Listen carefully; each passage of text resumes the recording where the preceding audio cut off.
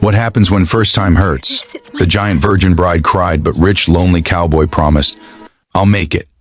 Witness this unbelievable, true inspired story right here on Whisper of the Past. Don't forget to like, subscribe, and share where you're watching from. Let's get started. The year was 1891 in the dusty plains of Wyoming Territory. The town of Silver Creek stood as a tiny speck of civilization against endless horizons. This is where our story begins, with two souls who never imagined their paths would cross in the most unusual circumstances. Margaret Rose Sullivan stood 7 feet 2 inches tall. Yes, you heard that right. In an era when the average woman barely reached 5 feet 4, Margaret towered over everyone like a living legend. Born to Irish immigrant farmers, she grew up isolated, hidden away by parents who feared the world would mock their daughter. By the age of 23, Margaret had never been kissed, never been courted, never even held hands with a man. The locals whispered about the giant girl who lived at the Sullivan farm, calling her names that cut deeper than any knife. Then there was James Dakota Harrison, a cattle baron who owned half the territory. At 42, James had built an empire from nothing, starting as a poor ranch hand and climbing his way to unimaginable wealth. But money couldn't fill the void in his heart. 3 failed engagements had left him bitter. Women wanted his fortune, not his soul. He had grown cold, distant, preferring the company of his horses to people. His ranch hands called him the Lonesome King, a man who had everything except someone to share it with. One scorching August day, fate intervened. James was inspecting land near the Sullivan property when his prized stallion broke free, trampling through their wheat fields. Margaret rushed out to stop the horse, and what happened next stunned James into silence. This towering woman grabbed the wild stallion by its reins with such gentle strength that the animal immediately calmed under her touch. She whispered to it in a voice so tender, so pure, that James felt something crack inside his chest. He approached slowly. Margaret turned, and their eyes met for the first time. She expected him to laugh, to mock, to turn away in disgust like every other man had. Instead, James removed his hat and simply stared, mesmerized. For the first time in his life, he was looking up at a woman, and somehow that made him feel more alive than he had in decades. "I apologize," James said, his voice rough with emotion. "Your fields, I'll pay for the damage." Margaret couldn't speak. No man had ever looked at her like that, with wonder instead of horror, with curiosity instead of cruelty. Over the following months, something impossible began to bloom. James started finding excuses to visit the Sullivan farm. He brought gifts, not expensive jewelry or fancy dresses that wouldn't fit Margaret anyway, but thoughtful things. Books, because he noticed she loved to read. Seeds for rare flowers, because he saw how she nurtured her garden.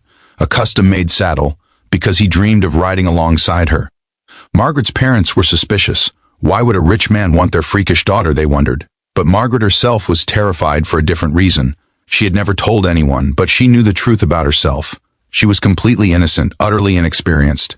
The thought of intimacy, of being vulnerable with a man, especially someone as worldly as James, filled her with paralyzing fear. On a crisp October evening, under a sky filled with more stars than seemed possible, James did something no one expected. He knelt down in the dirt, making himself smaller, making himself vulnerable before this woman who towered above him. "Margaret Rose Sullivan," he said, his voice breaking, "I spent my whole life trying to stand tall, to be bigger than everyone else. But with you, I finally understand what it means to look up to someone, not because of your height, but because of your heart. Will you marry me?" Margaret's tears fell like rain. "Nobody wants me," she whispered. "I'm too different, too strange." James stood and cupped her face in his calloused hands. "That's where you're wrong. I don't just want you, I need you. You're the only person who's ever made me feel like I'm enough." They married 3 weeks later in a private ceremony. The wedding night arrived, and Margaret's terror reached its peak. She had heard stories from other women, whispers about pain and blood and disappointment. In their bedroom at James's ranch, she stood frozen, trembling like a leaf in a storm. James noticed immediately. He didn't rush, didn't demand, didn't take what he thought he was owed as a husband. Instead, he sat on the edge of their bed and simply talked. He told her about his fears, his insecurities, how he worried he was too old, too damaged, too rough around the edges for someone as pure as her. "I'm scared," Margaret finally confessed, her voice barely audible. "I don't know what to do. What if I'm not good enough? What if I disappoint you?" Then the first time hurts, James said gently, taking her enormous hands in his smaller ones. Margaret, look at me. I promise you, I'll make it beautiful. We'll go as slow as you need. We have the rest of our lives. There's no rush. Your comfort, your happiness, that's all that matters to me. What followed was not a night of passionate romance from a dime novel, but something far more precious. James spent hours simply holding Margaret, talking to her, learning the geography of her fears and dreams. When intimacy finally happened, it was tender, patient, and yes, there were tears. But they were tears of relief, of overwhelming emotion, of two broken souls finally finding home in each other. The town of Silver Creek expected the marriage to fail within months. Instead, James and Margaret became legendary. She transformed his cold ranch into a warm home. He gave her the confidence to walk through town with her head held high. Together they adopted 7 orphan children over the years, kids that nobody else wanted, misfits and outcasts who found belonging in this unusual family. Margaret lived to be 81 years old.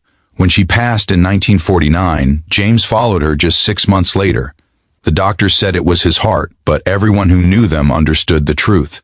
He simply couldn't exist in a world without the woman who had taught him that love isn't about fitting into society's mold, but about finding the one person who makes you feel complete exactly as you are.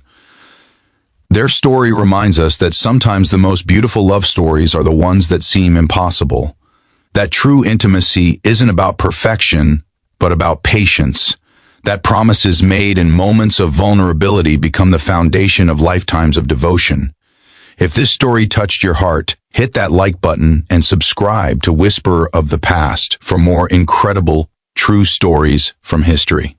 Share this video with someone who needs to hear that their differences don't disqualify them from love. They might just be what makes them unforgettable. Drop a comment telling us what you think about Margaret and James's story. Until next time, remember that the past whispers wisdom if we're brave enough to listen.